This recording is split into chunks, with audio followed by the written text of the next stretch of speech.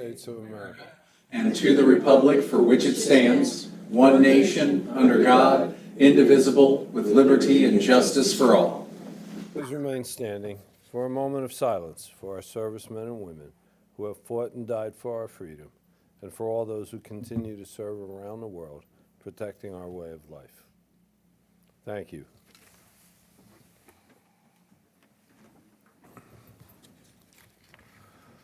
I now call this meeting to order. This is a City of Hardeeville regular City Council meeting and public hearing, 205 Main Street, Hardeeville, South Carolina, April 16th, 2026 at 4 p.m.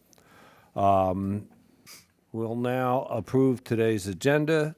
May I have a motion to approve, disapprove, or make any changes to today's agenda?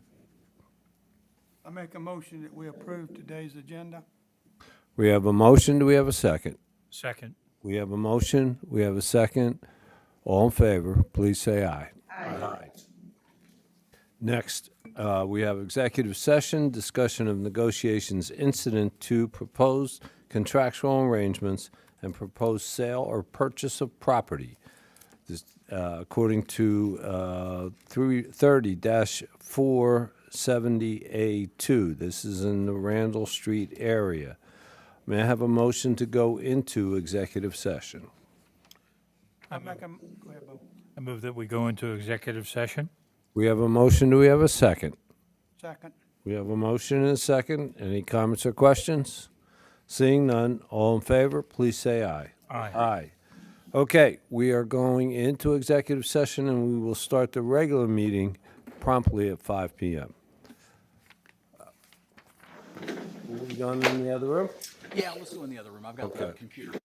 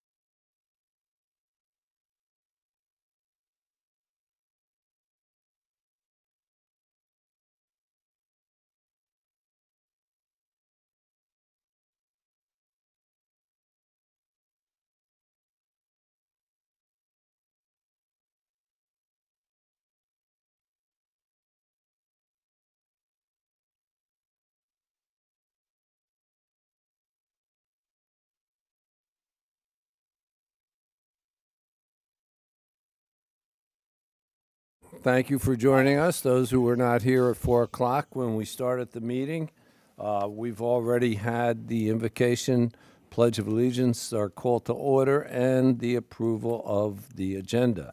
So we're at the point now where I need a motion to return to regular meeting from executive session. May I have a motion, please? Motion, we return to regular session. Second. We have a motion, we have a second. Any comments or questions? Seeing none, all in favor, please say aye. Aye. Next is public comment. Has anyone signed up? No, sir. Okay. Next, we have public presentations. Introduction of Senior Planner Javier Barrera. Miss Kate. You have to be, because I usually mess up every name that comes before me. So I know you know that we have been searching for a senior planner for quite some time. It was a very difficult search, but we are so happy to introduce Javier. He has hit the ground running and is going to be a great member of our team. I'll let him tell you a little bit about himself. Welcome. Tell us a little bit about yourself and your family. Yeah, so like the agenda shows or says, I am Javier Barrera, the new senior planner here with the City of Hardyville. I come to you from Wilmington, North Carolina, where I was a planner for the town of Leland for 3 years. I'm originally from Houston, Texas, where I went to Texas A&M University, got my Bachelor's of Science in Urban and Regional Planning. And yeah, I just ventured all the way out here right after school as far as for a kickstart of my career. I know I had to make some sacrifices and, leave all my family and friends behind, but I just thought that this was my calling as far as getting my feet off the ground. So that is a little bit about myself. Anybody have any questions? Yeah, thank you. Yeah, horns down all day, but alrighty. Well, I appreciate you, council members, and look forward to working with you all in the near future. Well, Bring your family and friends here. To yeah. That's what we want. I was going to say, tell them how wonderful it is here, and no one will all move here with you. So that's Yeah, going to be up to you. You have to be a salesperson. Yeah, I'll try something. I've only been here for 2 weeks, so it's as far as how things have been going. I haven't had any mishaps or anything like that. So, but I will make sure to forward that message to them. Okay, great. Appreciate 3 you. weeks, and then you start. Yeah, there. Okay. But thank you. all. Welcome. Welcome. Congratulations and best wishes in your new career with us. Appreciate you, Mr. Mayor. Next, we have a presentation. Actually, we have Mr. Gene Sapfel, who is the co-chair of the Keep Beaufort County Beautiful Board. Who's going to tell us about the plastic bag ordinance that's being proposed or passed by Beaufort County. And just for the clarification to our council, they have asked to present to us. They were in front of Soloco. Juliana, I believe, was at Soloco a couple months ago. And this is for our information. I think it's very important that we are aware of what's happening in the jurisdictions around us. I'm a big pusher of regional cooperation. So this doesn't mean it's right for us, it's wrong for us. Maybe it is, maybe it isn't. But it's important that we know what's going on. So that's what this presentation is about. Enough preamble. Gene, take it away. Great, thank you very much. Ms. Oliver, do we have the presentation? Mhm. Do I do it right here? Yes, sir.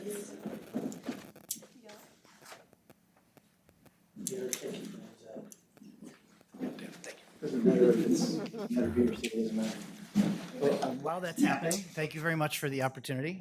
My name is Gene Zepfel, and I actually live in Hilton Head. I am on the board. I'm the co-chair of the Keep Beaufort County Beautiful Board. This one, City of Hardyville, please. Yep. Great. And just X that out. Great, great. Thank you very much. So this report out is ostensibly about the survey results that we ran in the county, but it's more than that. It's a little bit of background, a little bit about where we're going from here. You all probably know that in 2018, the county passed a thin plastic bag ban. The Targets, the Walmarts, et cetera, came out with thicker plastic bags. What was found, of course, is that those thicker plastic bags are used twice. Once to bring your food home or bring your something home, shopping, and a second time for cat litter or for any other use, another trash bag, and then they throw it out. So that really didn't help solve the problem. Planning Department of Beaufort County went to the council in 2024 and said, we'd like to improve that ordinance. The council said, go back and rethink a little bit, run a survey, and that has been done. So I'll tell you a little bit about the survey and about where we're going from here. Okay, I do the next slide.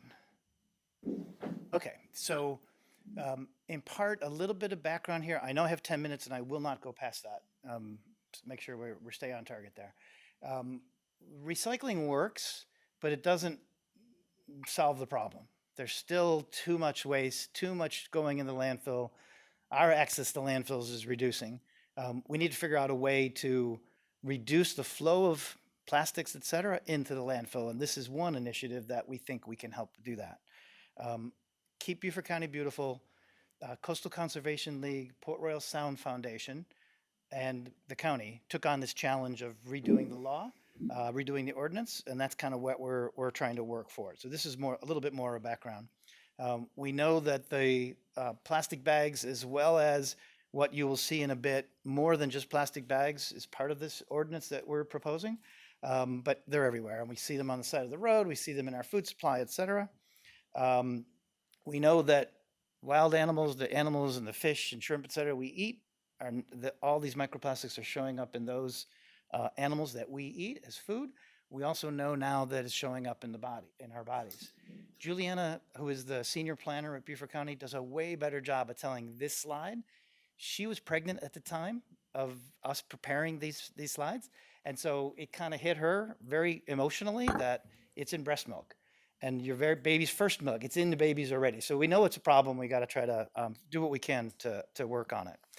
We also know that there's very little action at the federal level, very little action at the state level. If it's going to happen, it has to happen locally. And so we in Beaufort County are going to take that on. Quick recap, I already mentioned the previous ordinance that we had talked about. We put together a survey. We ran it for about 4 months, almost 4 months. And then we physically took survey cards and walked to businesses and handed out businesses. We didn't get every business, but we wanted a broad survey, not just of citizens, but also of businesses as well. We did a media outreach. We sent emails. We think we did a good job of engaging. And this is who responded. We got about 6,000 responses all told, 138 businesses, which we felt was pretty good. You're never going to get everyone, but we feel like it was a pretty good representation. The population in Beaufort County is about 1/3 north of the Broad. Bluffton, Okatee, et cetera, is 1/3, and Hilton Head Island is 1/3. And that's about the responses that we got, both from businesses as well as residences. So we feel like it's a good representation. It isn't overweighted on any one particular geography. Also, good business representation as well, we felt. Okay, so what's the opinion of the citizens? You can see we've really asked the question along 5 lines: plastic bags, styrofoam containers, cups, utensils, and plastic straws. The brown line shows that they are supportive of new regulations covering each of these 5. Now, this is not a big surprise. Many people who respond to these kind of surveys have these kinds of responses. This is what kind of hit us. The business supports the same things, which was really interesting. We thought we'd get a lot more pushback on that. You can see on the right-hand side for utensils and straws, the businesses have less enthusiasm for doing anything about utensils and straws. And so we'll address that in a minute, but we adapted our approach to take that into consideration. Across the top, how do we want to regulate this? Do we want to have by request only? Do we want to have a customer fee or do we want to have an outright ban? This is what the residence distribution looks like. Pretty clear, ban the bags, styrofoam containers and styrofoam cups. The utensils and utensils specifically, make them by request only. And then the plastic straws kind of equal on the two of them. Businesses not that far off from that. So very interesting that the business community does not seem to be opposing what is being proposed here. When you get down to the straws, that was a bit of a surprise that the businesses are interested in banning the straws more than not. So interesting finding. We wanted to know what's happening around the state, and the best data we have is from Charleston. And you can see that single-use plastic bags are pretty much gone. The extra thick bags, people are working on it. The data is a little bit old now, but people are working on it. You can see in some cases it's banned. A lot of banning of plastic straws, which we didn't really expect. On-request cutlery is becoming something that people are interested in doing. And then plastic foam is something that people are starting to ban across the board.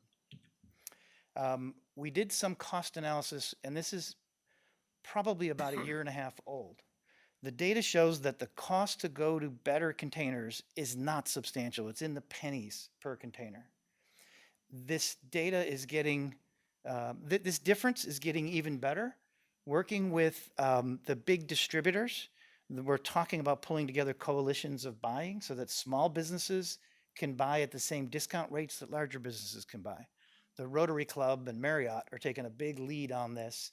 They're starting in Hilton Head and Bluffton, but the idea is to expand it to the whole county of Beaufort. This is a really interesting finding from the state of New Jersey. 16 restaurants were surveyed. How much plastic cutlery did not go into the waste stream as a result of 1 year? And it looks like 1.6 million pieces of plastic cutlery from 16 restaurants. So that's a pretty impressive thing. If we can not have these drawers at home where all of our plastic cutlery is, what we get when we get takeout food, that's really what we're trying to break out. So here's the recommendations. Styrofoam was a no-brainer. Everybody agrees styrofoam needs to go. The heavy plastic bags, again, everybody agrees needs to go. By request only, the utensils and the straws. That's the nut of the ordinance that has been drafted. Next steps, I have not checked the development of amendment language. I should. The language has been written. It's gone through legal in Beaufort County. There has been a Natural Resource Committee vote on the ordinance, and it has been passed up to the county for voting in the county. That'll be voted on in May. 3 readings expect to end in June. June 8th is kind of the target date for the county to pass the ordinance. We think there are enough votes to pass this ordinance. City of Beaufort has already passed the ordinance on the first reading. They had a few questions. Those questions are being worked. There'll be a second reading, probably not for another month, but the City of Beaufort is expected to pass it as well. Hilton Head wants to see a vote from Beaufort County before they take a vote on it. The ordinance includes a requirement that if all the municipalities and Hilton Head, and the county don't pass substantially similar requirement, the whole thing drops and falls apart. So every briefing that we've made, I personally have briefed Ridgeland, Jasper County, Juliana has briefed 15 different organizations. Everyone seems pretty positive, not every individual, but every organization that we've talked to has been pretty positive. The implementation plan, the group of folks, the group of 4 that have built the ordinance and kind of designed it, they've all asked Keep Beaufort County Beautiful to run the implementation and the communication plan. So our idea here is we've already created a plan. We still have more work to do, but on June 8th, if it passes the county, Keep Beaufort County Beautiful will take it as a new ordinance, and we will do communication, we'll do workshops. We want to put together sample kits, startup kits for small restaurants, where we can give them, 15, 20, 50 replacements for styrofoam so that they don't have a big financial hit right away. There's an 8-month implementation timeframe. So if June 8th is the passing date, it isn't until February that the requirement is in full effect. So we plan an 8-month implementation to communicate to citizens, businesses, and visitors to the county. So that's where we stand. We're excited because no one has said no. And to get this far after a year and a half of work, we're pretty happy. We think that we got a good solution here. Can I answer any questions? Just for some background to the city, because back in 2018, when this was passed by Beaufort County, being that we, as a city, have a little different set of circumstances, including the fact we don't have an ocean right next door, and our historic downtown, which is where Hardeeville originally grew, we still have a lot of residents who walk to the Piggly Wiggly and walk home. And those paper bags were not, you couldn't really do what a plastic bag could do or hold what it could. So we didn't pass the plastic bag ban, and Jasper County didn't do it either, right? Because of that traditional population who walk to a grocery store to get their groceries. Not that that's all, but a lot of them go into the Walmart. But we were very concerned about that particular segment of our population, and we didn't pass it for that reason. So that's just that's not a value judgment. It's just as a statement of what we went through at the time, because I think 3 of the 5 of us are different than what we were back then. So that's something that will, if we do take it up, if the council decides to take it up, we'll have to consider. But one of the things that I do think we as a council should consider, because it was not part of 2018, is the styrofoam and the optional plastic cutlery. And the reason I say that is because our commercial side hasn't started yet. We may want to consider it before new businesses come in and we put a burden on them.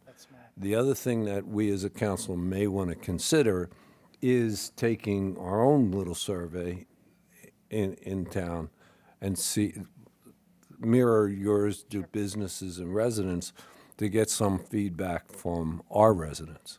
And that might be something that we may want to take up. That would be great. We have our survey. We can share the survey. That would be I know that would we be shared terrific. this study. You all have a copy of this. 2 comments on your history for me. I appreciate that. Keep Beaufort County Beautiful and many other organizations in Beaufort County now are setting aside some of our budget to provide reusable bags. They're either heavy polyester that can be used many, many, many times, or they're cotton as grocery bags. And so we are pushing hard to not just say you can't do this, but here's an alternative. And that's an important one. Right. I remember One comment that came from the Jasper County folks said, well, you're not going to ban paper bags, are you? And I, of course, no, we're not touching paper bags. And he said, well, we have a big paper industry. We don't want to ban paper bags. So there are lots of alternatives. But your point about carrying the bag as you walk home, it has to be a sturdy thing. It can't be a very light bag. Our approach is to get as many of these canvas bags out into the community as we possibly can, as a way, and then, encourage people to keep it in their cars, keep it in their hallways, et cetera. Yeah, I remember remember, John, we did talk about that and providing those canvas type bags, reusable bags. So it's certainly something, it's been a number of years that perhaps we want to take up. Also, for council, I've been working with Dan Wood of Bluffton, and I think one of the bigger issues that come out in your survey, in your statistics, is the fact that our litter problem continues to persist. and we pick up tons of litter, and but that doesn't solve the problem. How do we solve the problem of changing the mindset of the people so that they stop throwing the litter out on the roadway? Right. We as a city, many years ago, in fact, almost 11, when I first got on council, we asked our Public Works Department to pick up litter on 278, because that's where everybody's going to Hilton Head, and Highway 17. That's not our function. It's a state function. But if we wait every 4 months for the state to come in and then grind it up on the lawnmowers, we're not solving problems. So it's costing our taxpayers money to pick up litter. So I think as a council and as a city, one of our objectives has to be to start a program, and I hope to create this with Bluffton, of finding a way to educate, and we'll start at kindergarten and educate our populace not to litter in the first place. We just started talking with Beaufort County School System, which is one of the biggest employers in the county. They don't take advantage of all the curriculum that's available from the state. South Carolina does a good job. There's lots of curriculum, but the school districts are the ones who has to push it. They also do a very little recycling as an organization. And so there's ways to address the problem. Hilton Head pays a lot of money for litter cleanup. Beaufort County pays a lot of money for litter cleanup. So litter is absolutely a big part of what we're trying to do. But we were impressed with the power behind styrofoam. Nobody wants styrofoam anymore. We all know how bad it is. And that was great. I think that we can make that happen with this new ordinance. Yep. Just, the question is, who's responsible for enforcement, and is there a fine fee schedule set for these violations? Yes, the county ordinance team, there's a compliance team. I believe there's 2 officers in the compliance team. They do routine inspections of restaurants. They don't have the right to go behind the counter, I'm told, but they can, if they're seeing plastic bags being handed out which are non-compliant, they'll issue a letter, they'll issue a second letter, they'll issue a fine. It can go all the way up to removal of the business license. They can rescind it. So that's the kind of the hammer behind this. If you really don't comply after all the due diligence, there is the ability to pull the license for your ability to be a restaurant, to serve food. Okay. You had mentioned about using the canvas bags. I keep them in my car. Half the time I forget to take them in the store with me, like a lot of folks do. But our residents here that walk back and forth to the store, a lot of them, they may stop at the store. They'll get dropped off from a ride share or from work, and they stop at the store on the way home. So they may not have that bag with them when they stop at the store. Yep. That's going to be a problem that has to be looked at also. I drive to the store, but our residents walk, so that means they're going to have to take the bag with them as they go. So it's going to take a lot of education to make it work. It will, and I think that's the part that's exciting for us, because we're going to take that on head on. We plan on spending money on the communication plan. We're going to have a lot of engagement.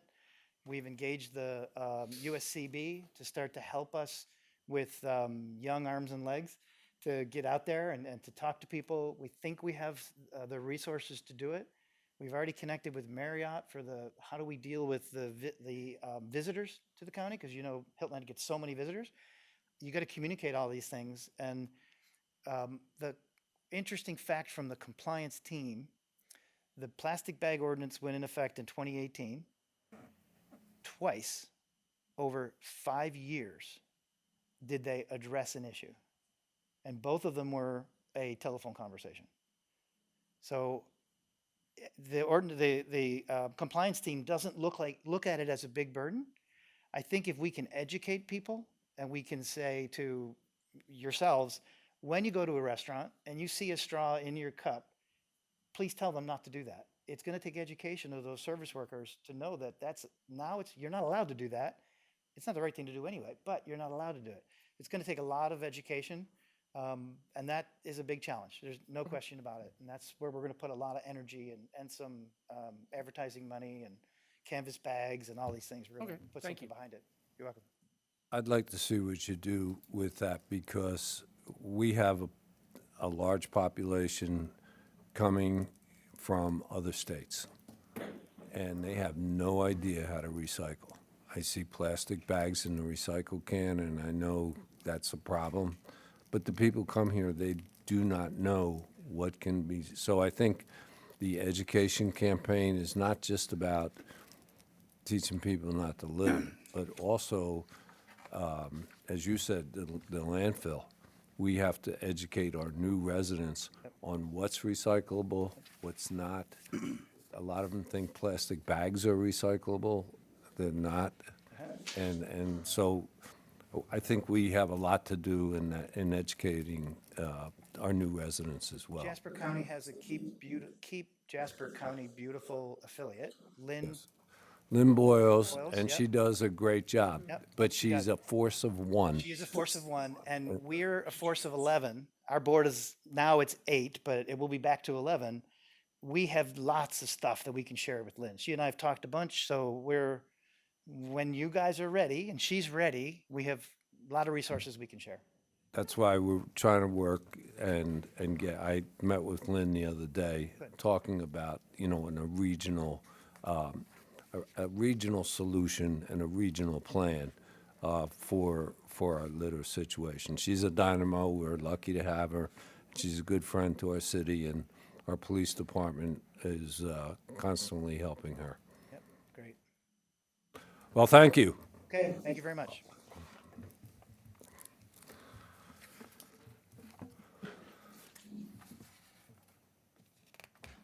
All right.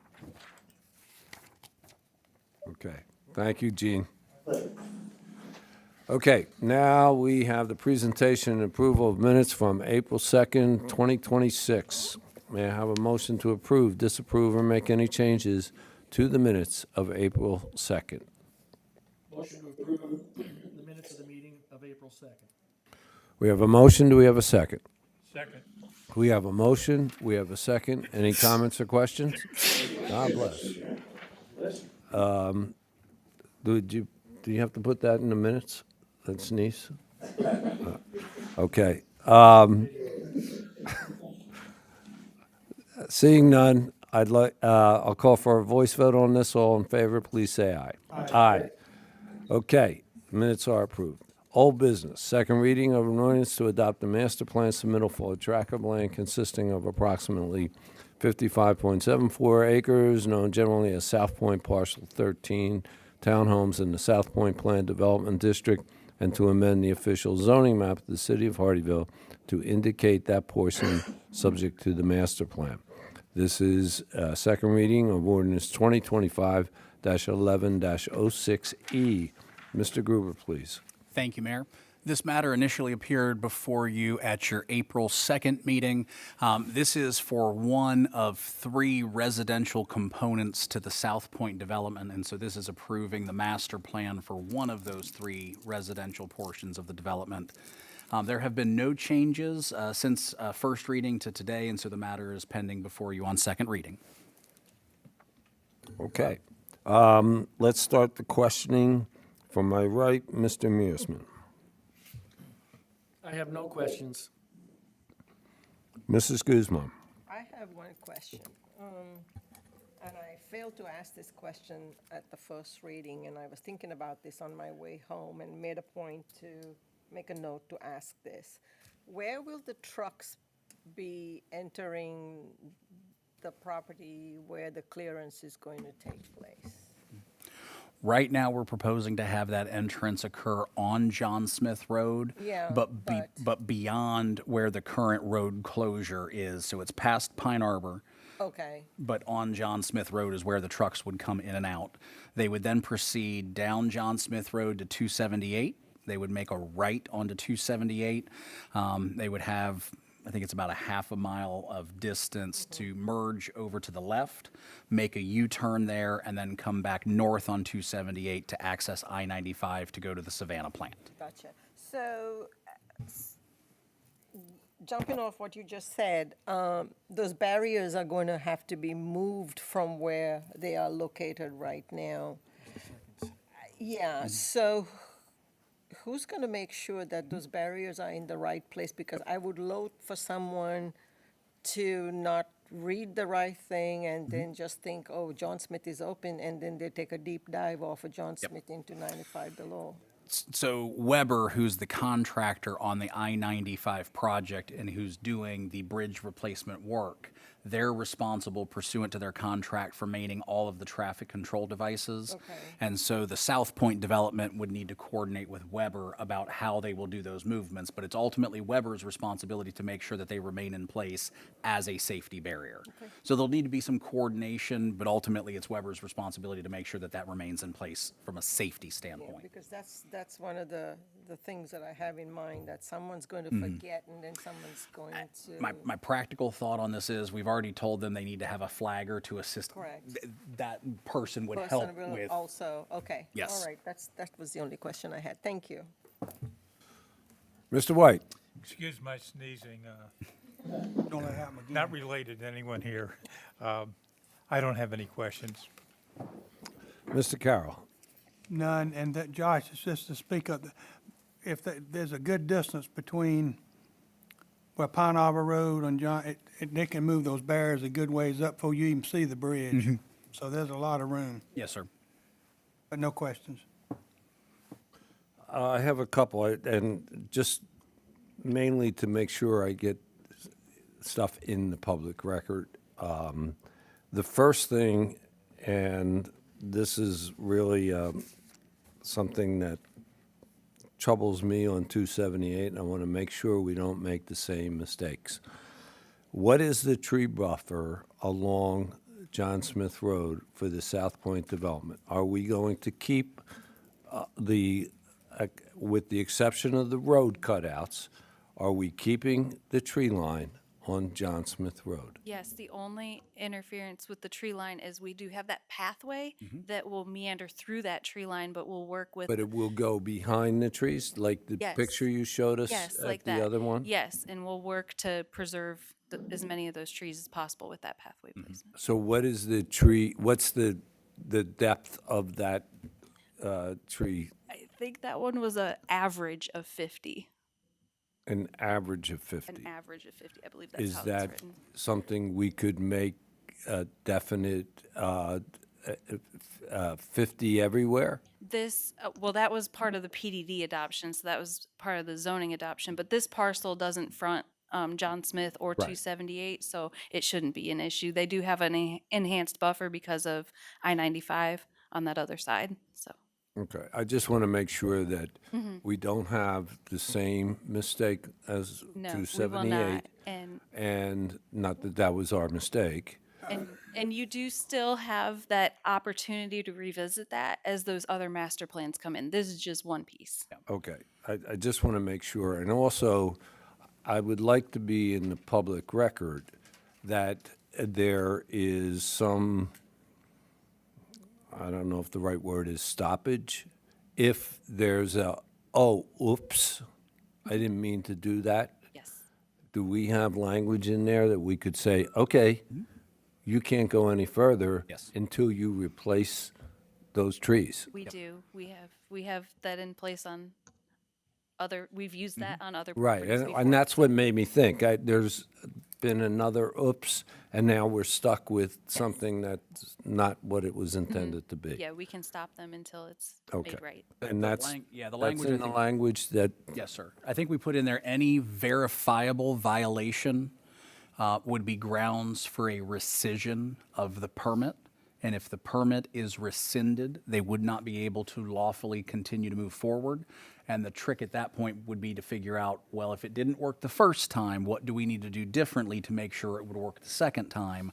And once we figured that out, then we could look to put the permit back in place. I have those conditions if we need a reminder. I was gonna say, it was enumerated on there as far as enforceability, that any verified violations could result in a withdrawal, rescission of the permit. Okay. I just want to make sure that's, in writing, so we have, Yep, there you go, number 7. number 7. Okay. And I thought of this next one because, again, what's happening on 278.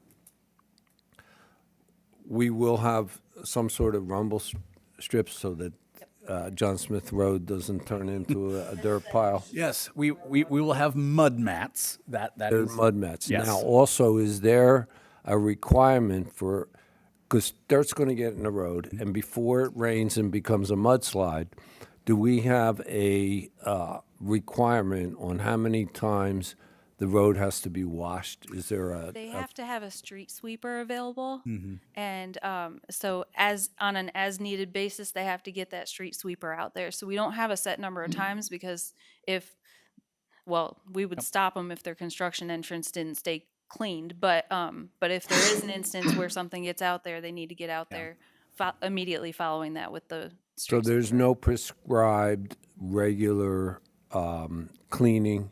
It's just. Ideally, it won't be needed. I was going to say, not as far as an Yeah, well, interval. we're finding goes. on 278. And again, it's Right. lessons learned. Let's make sure we do it better the next time. So what we're seeing on 278 are two things. One, the existing mud mats are no longer performing at 100% because they filled up with dirt. And so we need the contractor to clean those out so that that can function as it's designed. And So- from time to time, they do pull the mats, Yep. regrade it, and then put them back down.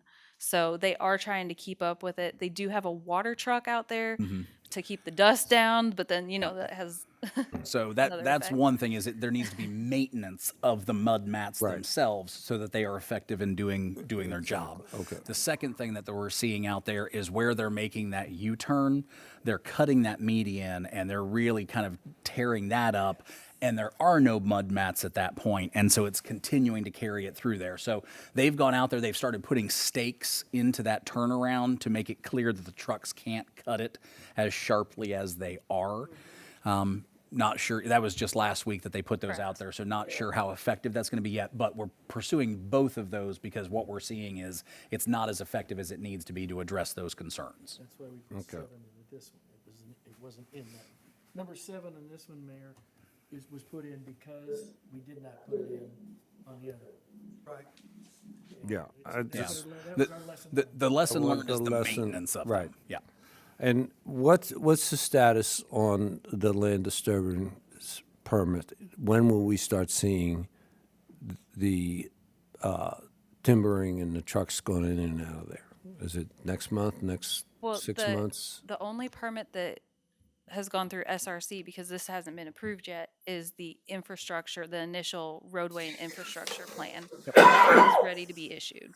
That's it. The plan is to issue that contemporaneously with issuing the permit for this master plan. And so we don't know how quickly they'll get out there, but presumably it's going to be somewhere in the several weeks to several months following approval if it happens tonight. So state permits done, Kevin? Yes. Yes, sir, yeah, with They've been regards to issued? that phase. Yeah, we So you can't issue can't a site until- development permit without those being issued. So those are all issued and have been in, so it's ready to go. And I'm just reiterating what's already in the 7 points here, but we're going to have the flaggers there to stop traffic because the turning radius of these trucks, if they're going to make a left-hand turn out of there, they're going to probably take up both lanes. So when those trucks are turning, we're going to have a flagger there. Okay.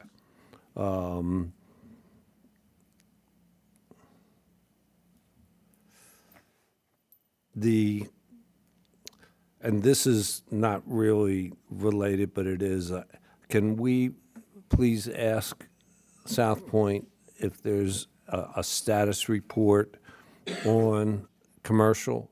Commercial is one of our city's objectives for this year, And I know there was a news release and some last year.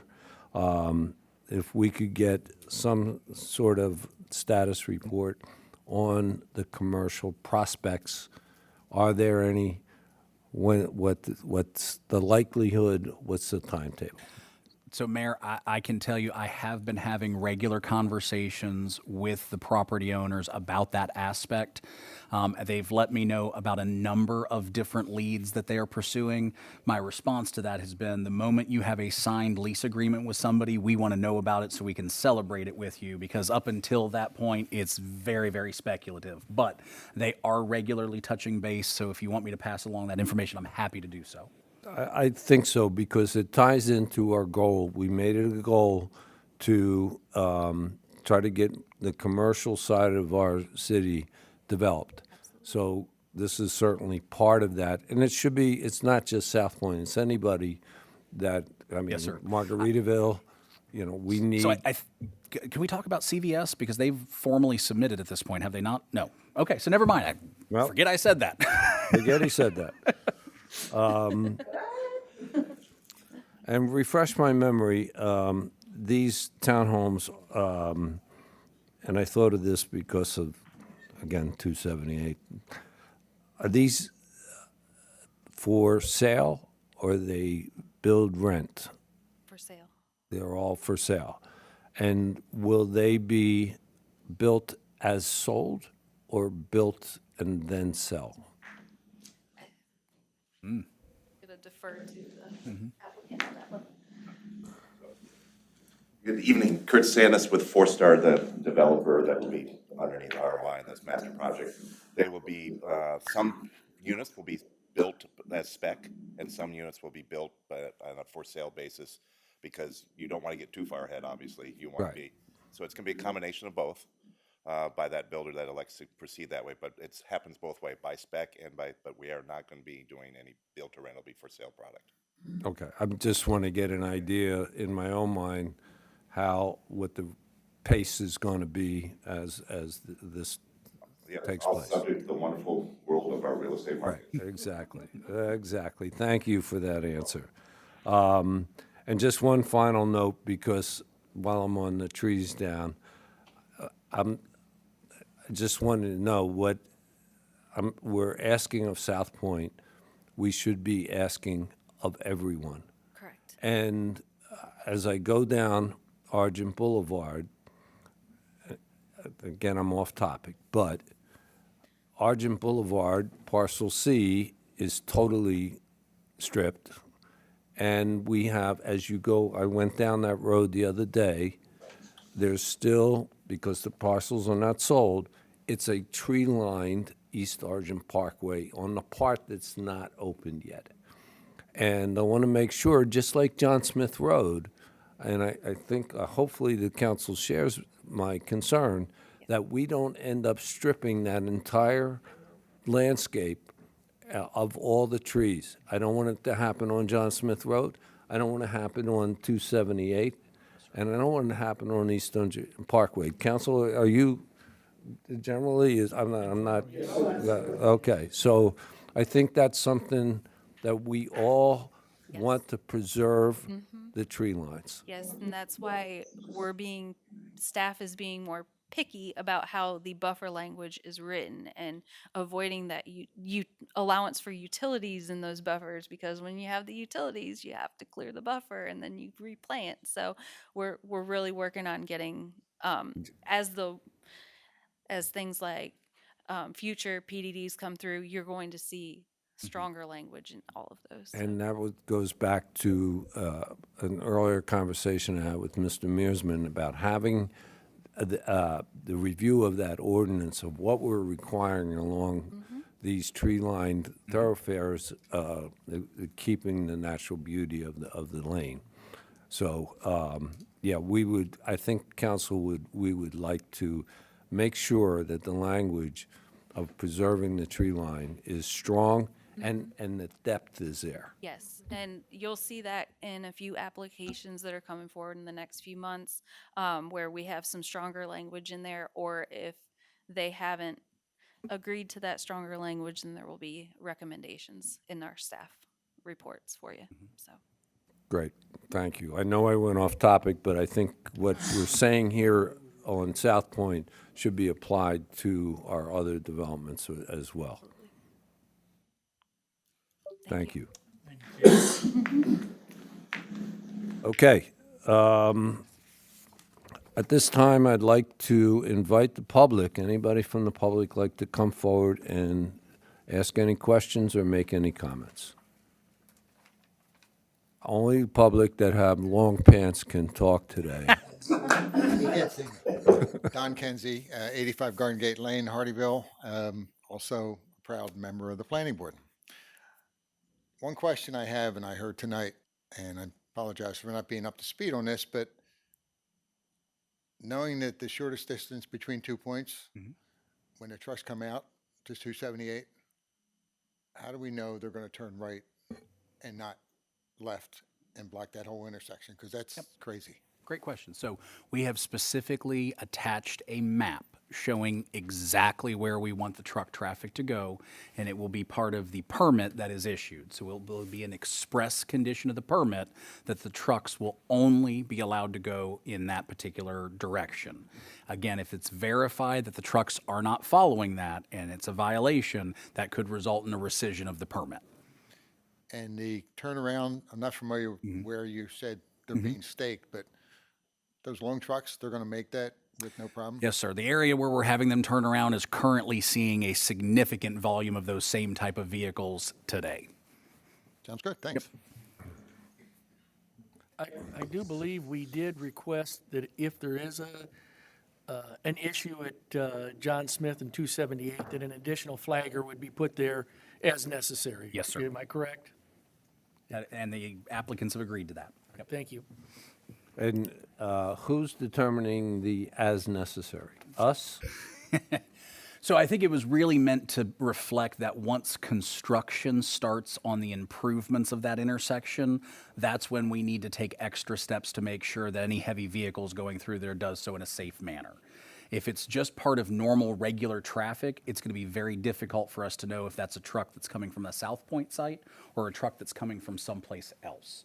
And so to answer that question, it's probably going to be dictated based upon the site conditions. And if they change at any point in time, that's when the justification for the additional steps would be there. Okay. And that's all listed in those 7 points? Yes, sir. Because the hours are restricted in They there are. as well? Yeah. Okay. All right. Anyone else from the public like to come forward?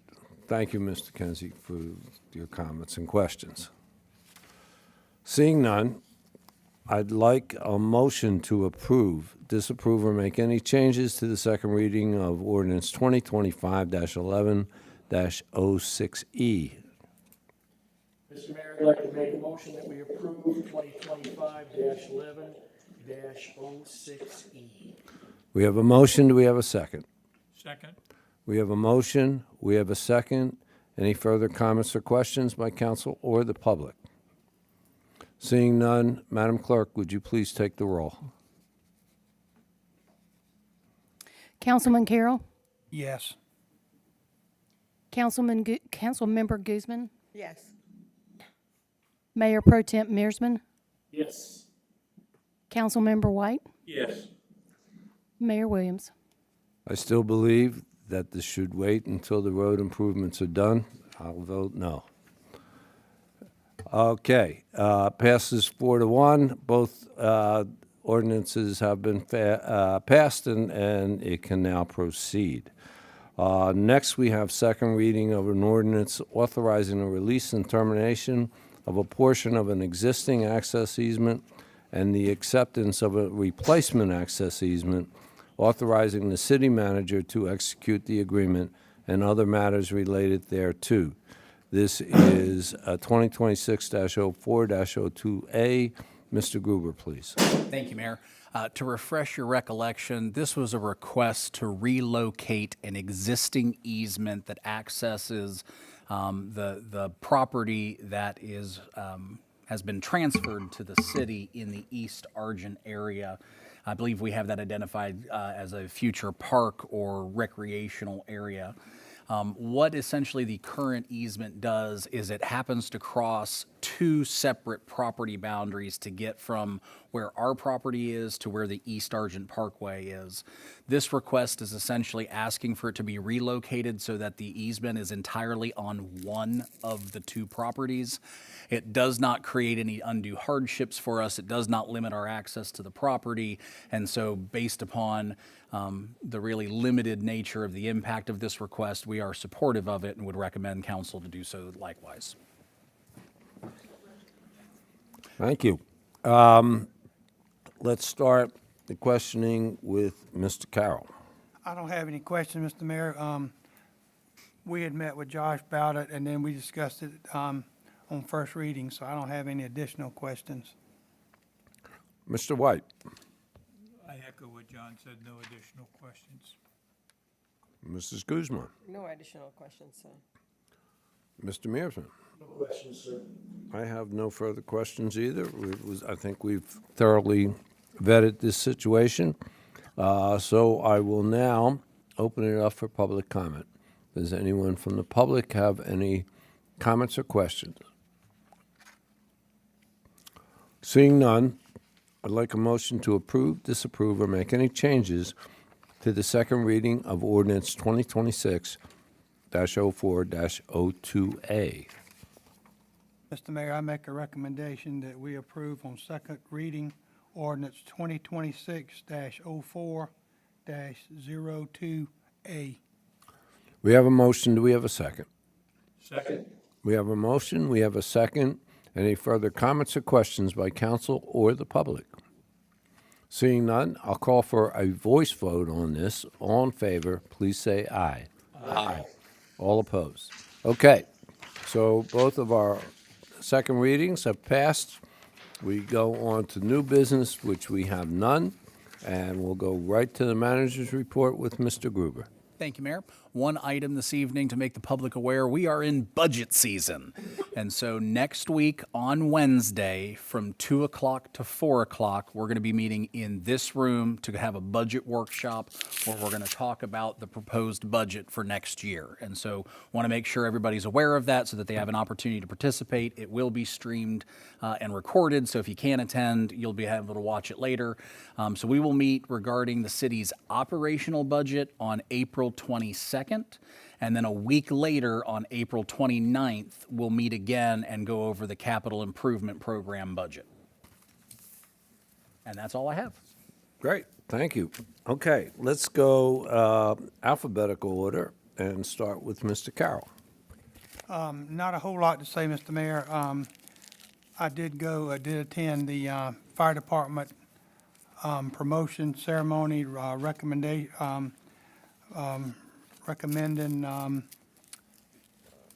acts of whatever, valor or whatever, and it was very, very touching. And I think that's it for me. Okay, Mrs. Guzman, I think you're next. Yeah. I attended the ribbon cutting for the City of Hardeeville's crown jewel, which is the YMCA. It was absolutely phenomenal. And to see the City of Hardeeville's name and the mayor's name on the swimming pool just blew me away. And it's not just this council that was responsible, but the councils before us, before me and Steve, that is, worked really hard to get that. And then to finally see it come to fruition, it was just absolutely wonderful. And to see quite a few members of the public come in there, walk through it, and get excited as to what is being offered in there was phenomenal. So kudos to everybody. I think that's it. Thank you. Mr. Mearsman. Couple of things. First off is I attended the fire department promotion also. In fact, our whole council did. It was the participation to show support for our staff is amazing. But something in that evening really stuck with me, that a couple of our crews went above and beyond to take care of the residents of Hardeeville. One crew manually carried the residents of a senior living facility here in Hardeeville up the stairs to back to their rooms when the elevator outage was there. We also had crews that had taken it upon themselves to basically bring back a couple of our residents back to life. That is absolutely amazing. And one of the residents happened to be in Margaritaville. And I was especially proud that this is what our staff is trained for. This is what they do. It's every day for them. This is a training is going on and on and on. And it's not just our fire department, it's our police department. The service to our community is amazing by our staff. A couple of other things that we have, working with staff on a wetland update of our ordinances. Currently, some of our neighboring municipalities have some legal staff that are looking into these. And I think we can partner off of what their ordinances are to make an effective, more than effective, I mean, a preservation of our wetlands. We don't want to just protect them, we want to preserve them for the future. So that's something we're working on. Mayor, you talked about the tree preservation. We're also looking at that also. Some of our neighboring municipalities have some very effective tree protection ordinances. We need to take a hard look at them. We are seeing massive growth. We are the #1 nationwide. We need to lead by example, and I think our staff is going to get us there. They're hard working on it. There'll be future updates, and we can modify our ordinances at that time. The other question I have is, Josh, maybe you know, down the street down here, where the old swimming hole used to be, John, they're working there, and I know there's a drainage pond right there on 46. There's a construction entrance right next to it. There's no mud mats there. The dump truck coming out of there the other day crossed over into my lane, and I almost had to it took the shoulder. I don't know who the contractor is on that, but it's in the city of Hardeeville. We need to have a little talk with those folks. I was going to say, I don't know who the contractor is, but we know who the owner of the project is and can reach out to them and make them aware of these concerns. Yeah, because there is no mud mat, and we've discussed that earlier this evening. There's mud all over the road down there. We're seeing extra traffic there. What we adopted tonight for South Point, our hope is to become that set of best standards that we will require of every land disturbance permit that we issue going forward. Unfortunately, this is one that's already been issued before we've adopted these, but we can still reach out to them and let them know that they need to address these concerns. Well, yeah, they should know, because I always think the toes you're stepping on today may be connected to something else down the road you're going to need. And that's what we have to make sure of that. Let's be a good neighbor. They should be a good neighbor. With that, that's all I have, Mr. Mayor. Mr. White? I, like the rest of the council, went to the ward's recognition with the fire. And Steve, I think you highlighted something very important, and that was the proactive life-saving and expertise, and that was very impressive. And it was a good evening, and we've got some really outstanding folks in that group, that's for sure. I'll just real quick go through a couple of things. On the 3rd, Beth and I went to the annual senior Jasper County. All the senior centers come together every year, a different location.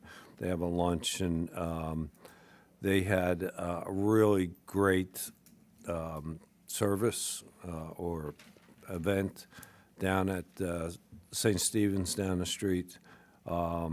And got to thank my old friend Deborah Hanrahan Harrigan for inviting me, and it was very good.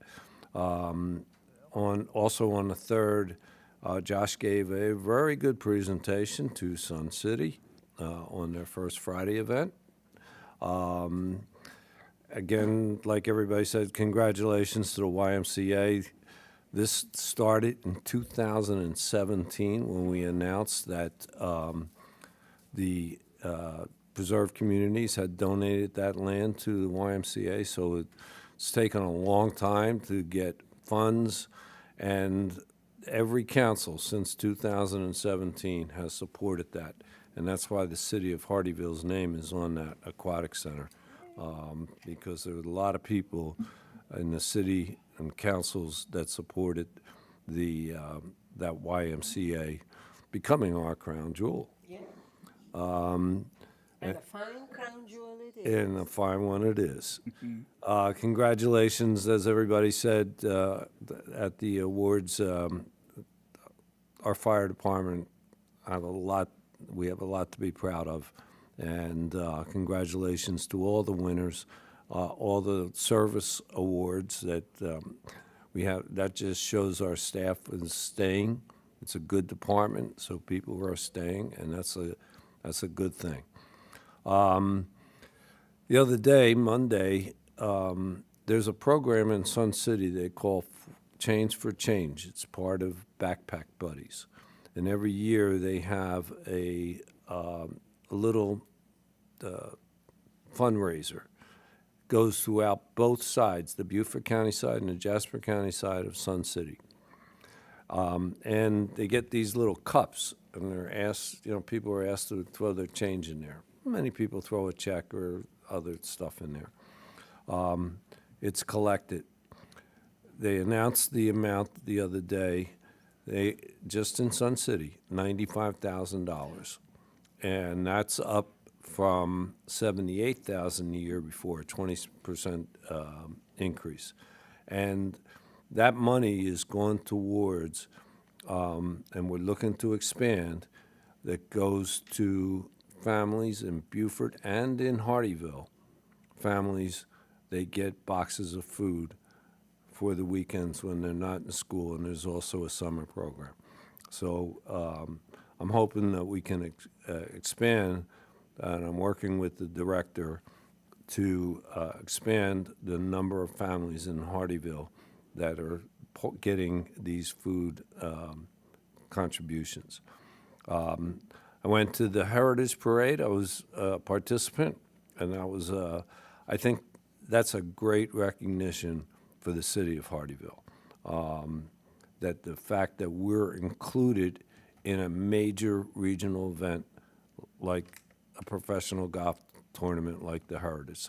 And so congratulations to the city, congratulations to the council and the staff who have elevated the status of our city and the recognition of our city that we're now included in that event.